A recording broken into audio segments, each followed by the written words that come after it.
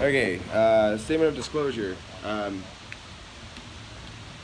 Because the $1,000 for Levantando El Valle Relief's hacienda fees were Gilberto Mendez, the president, asked me to pay them, or asked to borrow the money for it. But the hacienda system won't be open until December. I've transferred money from the account, from the bank account. I was going to transfer PayPal to bank account to Levantando El Valle, but since they've spoken with the state, they cannot accept monetary donations until they finalize their 501c paperwork, and they have an exclusive agreement with the state for distribution, so they cannot accept financial donations from anyone. They also cannot accept donations of food or water from anyone because they're going to go exclusively through the state. This is my understanding from my conversation with Gilberto Mendez tomorrow. However, in accordance with the agreement that I made between them and the New York State Chaplains Task Force and Jason Capps, the groups that have given $3,500 in total, I'm going to transfer that $1,000 and earmark it in escrow for Levantando El Valle relief. Just so I make sure that I stay clear of any issues on the 501c3 dealings. The rest of the money, I have some receipts that I'll publish for my trips to Office Depot, Walmart, the grocery store, the items that we bought to help them build their office, and then things that we distributed to the community, like dog food, Gatorades, the meals that we cooked for the elderly, when we recombined with the MREs, plus some trips that we took with Nadi and Diana, in which we did some wellness checks, and along the way to those wellness checks we saw some folks that hadn't been taken care of, saw some dogs that needed food. So I'll publish those receipts as soon as I'm out of Facebook jail. That way everyone can see this is on the up and up. The bank account still sitting at about $1,000, and then I've got receipts too for the rental car, which was money transferred to Boondocks, and then I have to transfer another money for the rental car to Boondocks. That way you can see I am not profiting off of this venture, especially with the 501c3. Some people have sent me gifts over PayPal to cover my per diem expenses, which I've been pretty open and honest. The only things that I do is about a pack of cigarettes a day and 2-3 monsters a day. That's how I keep myself going for 20 hours. I don't think that that is unreasonable. I have gotten 0 hotel stays. I have slept on, the only beds that I've slept on are in the first couple nights I stayed here at the Vegas place. Other than that, I've been sleeping on the floor or air mattresses or cots, or I've slept on concrete floors like at least a half a dozen times. And that's a good way to live right there. Point is that this is not a luxury vacation. We are here to work. We spent quite a bit on fuel, obviously, because when we get monetary donations in, we have to keep our operation going, and so that's fuel costs, vehicle costs, practical, we have to keep some practical things in mind, like phone chargers. I've burned through, since Harvey, I've burned through 10 phone chargers. I don't know if you've ever had the experience of keeping a mobile office going through 2 hurricanes and 1 disaster zone, but it's not easy, I promise you that. So we're going to talk to Levantando El Valle about the certs and see if they still want to do them on Sunday, or if they can't because of their agreement with the state. Either way, the mission over there was successful, and the money to finalize their operation after the hacienda system opens, like that's still, I would still put that as a win. They played their cards right. They got an exclusive deal from the Commonwealth to distribute supplies. They're going to be working in Las Marias and Miraflores. Now, to explain where Boondocks and Black Flag will continue partnering. We're still working on different avenues to get supplies in. We're working on one today. We have a semi-truck ready to go. There's a lot of drama with that, with one group that we both had trouble. Actually, I think a lot of groups have had trouble with this one group basically since the beginning of operations. So we're gonna see what happens with that. $20 donate. If it doesn't, everyone's like, we got 10 cents. Yeah! Woo! We can go buy. Like, we can go buy a tank of gas. Imagine. Yes. Yes. Like I have to do a fundraiser like down the line because I've discussed with people that are helping me make sure that the money is being used in a way that A, the donor people making donations are going to be satisfied with, B, well, we're not running afoul of any sort of technicalities in IRS law, C, to where we're actually being effective in getting supplies to people. Luckily, we've sort of been adopted by the Vega family, and we've doubled their population. I picked up, yeah, I had Maingan and Neville meet me in Inyasco, and then they brought in how many people? Three more people. Was it? What? You brought in 3 more people. Yeah. Yeah. And they brought 3 people after I met them. There's 5 extra people, plus Vega brought in Bob Gottschalk and his son Jay. Oh, and then on top of that, we have James Lee, who contacted Michael Vanya, and then he was put in touch with Bob Gottschalk, and Michael's like helps Becca with me, kind of keeping me on the up and up with public relations, because I don't know what the hell I'm doing with that.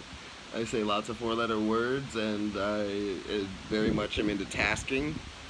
It may help me not rub as many people the wrong way. I might need to hire new people there, because I think I'm still pissing a lot of people off. But anyway, Mr. Lee followed that chain down, and he's a ham radio operator that will be joining our crew. Vega's in Hatia right now with Bob. I forget what they're checking on. I think they're just checking on one of the supply centers. I'm still waiting on these 19 pallets that were supposed to be divided up between, since it was supposed to be originally Levantado El Valle, Black Flag, and our position in Arecibo. And so Levantado El Valle, Black Flag, and Boondocks. Now, Levantado El Valle is taken care of. So the Inyasco side, the western route into the West Mountains is taken care of, as far as I know. And then once we get a chance to talk to them, or talk to Angel, who's blackballed, even though Angel was brought to Levantado El Valle again by our connection to them, we invited him to come.